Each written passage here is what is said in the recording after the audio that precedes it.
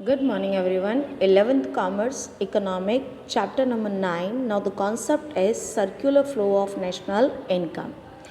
In terms of theoretical explanations, there are two types of economic. First is closed economic, second is open economic. Closed economic का मतलब ये होता है जिसके अंदर फॉरेन ट्रेडिंग का 1% भी इंक्लूड ना हो. That's called closed economic. And when our country's economic with open other countries economic, that is called open economics.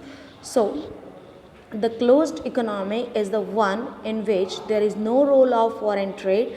Such economy has no economic transactions with other countries.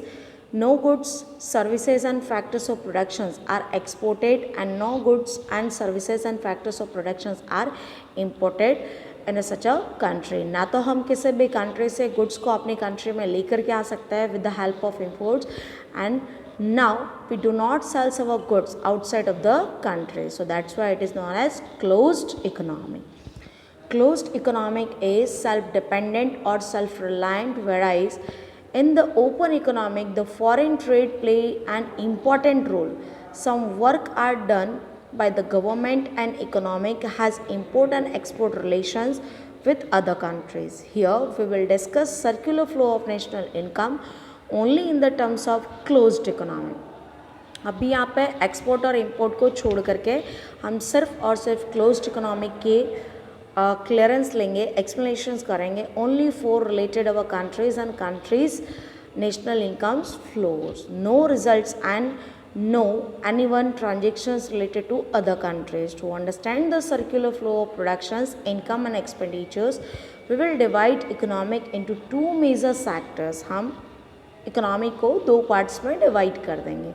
The business forms and owner of the factors of productions purchase necessary factors of productions, capital and labor from the families productions process and uses them for productions.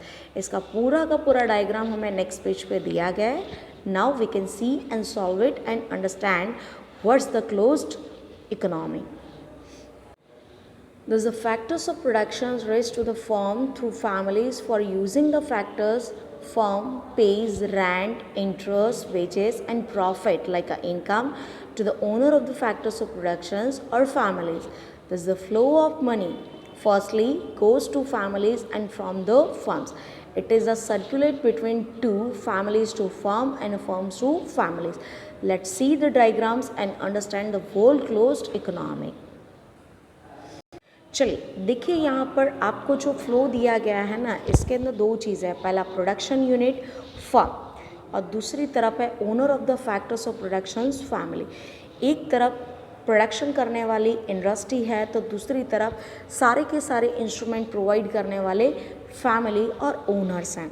अब देखिए कि जो families होती है या persons होती है तो वो क्या करते हैं, लैंड है, कैपिटल है, लेबर है, एंटरप्रेन्योर्स के तौर पर कंपनी में वर्कआउट करते हैं. जैसे किसी के पास लैंड होती है तो वो अपनी लैंड प्रोवाइड करता है, किसी के पास कैपिटल होती है तो वो कैपिटल प्रोवाइड करता है. अगर उसके पास कुछ भी नहीं है तो एज अ लेबर वो वर्क करता है या एंटरप्रेन्योर्स के रूप में वो वर्क करता है. तो इन फोर फॉर्मेशंस भी provide factors of productions to the industry. हम इंडस्ट्रीज़ को फैक्टर्स ऑफ प्रोडक्शंस प्रोवाइड करते हैं जैसे land, capital, labour and entrepreneur.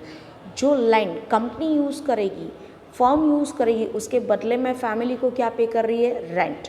Capital use किया उसके बदले में इंटरेस्ट पे किया, लेबर यूज़ किया तो बदले में वेजेस पे किया, एंटरप्रेन्योर्स का यूज़ कर रही है तो प्रॉफिट पे कर रही है. तो इधर फैमिली की तरफ से land, capital, labour and entrepreneur firm को मिल रहा है और फर्म बदले में उनको रेंट, इंटरेस्ट, वेजेस और प्रॉफिट रिटर्न कर रही है.